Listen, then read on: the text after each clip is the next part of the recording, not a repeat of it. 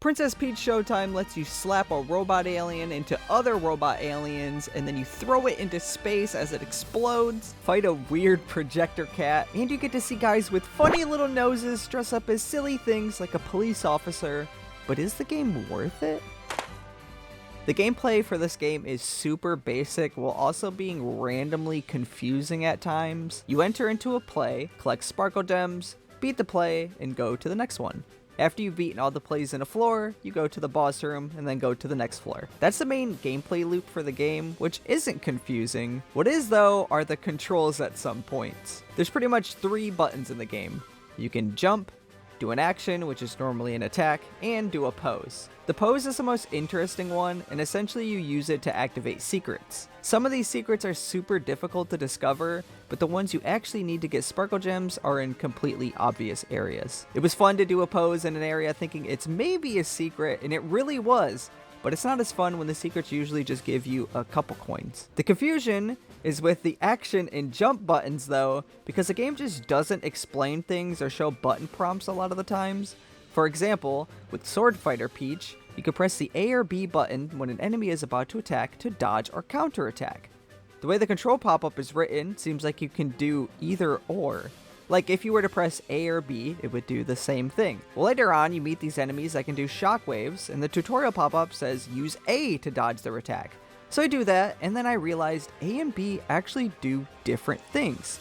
So everything is going fine. I fight the boss that does the shockwave attack, and I have no issues. Spear enemies, or ones that charge, are pressing B, and shockwave enemies are pressing A, which is easy enough to understand. Well, in the second play, the boss does a charge attack, and when you press B, you move behind him, but you can't attack back. I genuinely thought I was just bad at the game. I thought, maybe I need to like hold the direction while trying to dodge, and that's gonna make him fly into a wall or something. Nope. You need to press the A button to jump on top of him and attack him. What the heck? You're taught the entire time that spear enemies or charging enemies are B and shockwave enemies are A, but they randomly changed it for the boss. I didn't even think to press jump because I didn't want to get hurt and take damage. That was just so confusing to me. The overall gameplay of the game is pretty basic, which isn't a bad thing, and the game itself is extremely easy, except for the random confusing parts. I'm so torn on the gameplay of the game. It's both good and meh at the same time. I think Kirby and the Forgotten Land is a really good comparison to make for this game to show you why I think the gameplay isn't as involved as I'd like it to be. In Kirby, you're rewarded for using the copy abilities in your own way and doing fun and interesting things with them. But in Showtime, you aren't really allowed to have much expression. Because the game is so easy, you aren't even given the opportunity to experiment in your own way to get through the levels. So while people say that Kirby can be a just move forward and mash the attack button simulator, the fun in that game doesn't exactly come from the difficulty, it comes from your expression with the abilities you're given. There are some difficult things in Kirby games though if you want that. But Showtime has an idea for what they want you to do, and you just kind of have to do it. It's good because it makes the game easy because you can't really mess it up, but it's bad because you can only do that. I just said a bunch of negative things about the gameplay, but the gameplay is fun. There's just not a lot of expression, but the gameplay is still fun. So the gameplay is going to make the game more worth it. The game looks and sounds great.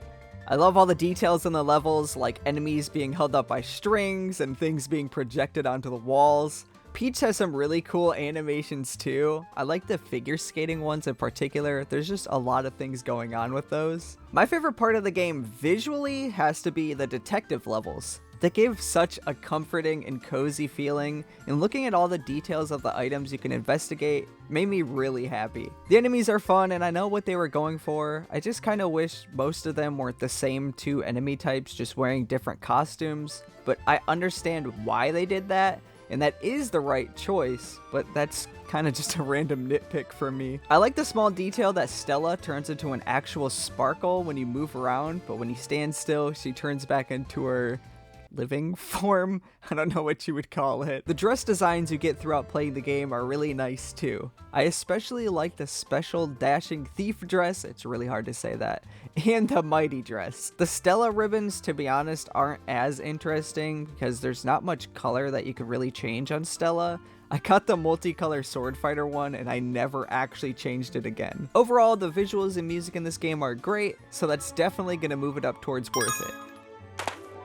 This game is clearly made for kids or gamers who prefer basic gameplay, and it does a great job at that. If you're expecting this to be a game that turns Peach into the next biggest game franchise, or you love deep mechanics and a large story, then you will definitely be disappointed. If you have a younger brother, sister, or child, I can see this being a great pickup for a game they can play, and it has a difficulty level easy enough for them to be able to complete it. Personally, I was expecting a little bit more, but I'm not the target audience, so I'm going to be moving it down. If you are the target audience though, all of this stuff is a plus, so it would move up for you. The story for the game is pretty simple. Madame Grape has taken over all the plays in the Sparkle Theater, and Peach has to enter them and stop the Sour Bunch from ruining the show. The story is fine. I do like how Peach just shows up at the exact right time when all she wanted to do was hang out and watch the plays. One thing that elevates the story is that since the levels themselves are plays, they all have their own stories, and those are actually really fun and play off of the genre they're based on. The Mighty Peach storyline was really fun to play through. You're in a futuristic world where everything is being attacked by aliens from another planet. You enter a laboratory and get a suit with super strength from a Professor Theet, and use it to save people from being abducted. Slight spoilers, but you get to team up with the real Mighty Theet and get to throw them into spaceships and they blow up, and it's actually a lot of fun. The game's story is like a lot of little stories all in one bigger story, and I really like that, so I think that's going to make it more worth it. I don't want to spoil all of the content in the game, but it both feels like there's too much and too little at the same time.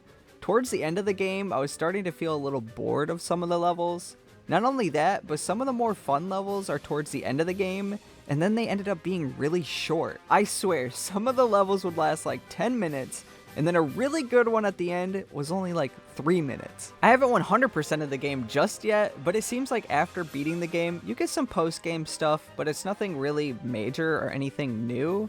But I haven't done it all yet, so I have no clue if there's more after that, but I highly doubt there is. The game took around a similar time to complete as Mario Wonder did, but in this game, it just felt like the time wasn't as well spent as Mario Wonder, and I think that's because you pretty much get everything with each transformation from the first level. Each transformation has 2 levels, and then a third final level, and the second and final levels don't really add anything to the first level, and the second and last levels don't really add much compared to what the first level gives you. It's kind of just more stuff, which is fun if you like the transformation, but with how basic they all are, you just keep kind of doing the same thing, and there's just more going on as the levels progress. The play and the story of the play get more interesting, but the gameplay doesn't, essentially. I think sadly, I'm gonna have to bring the game down for content. There's enough content, but it just doesn't feel good enough. I have no clue how to describe it.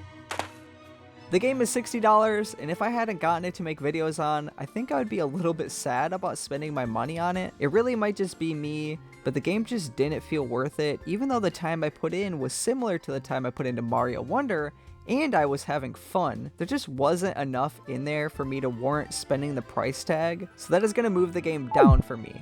Once again, if you're the target audience, I think the price tag is perfectly fine. The game is literally right in the middle. If you're the target audience, then this game is perfect, but if you're someone like me, the game is just meh. So Princess Peach Showtime is meh. Thanks so much for watching. I'm trying to get to 10,000 subscribers, so if you enjoyed this video, consider subscribing, and check out the videos that popped up on the screen right now.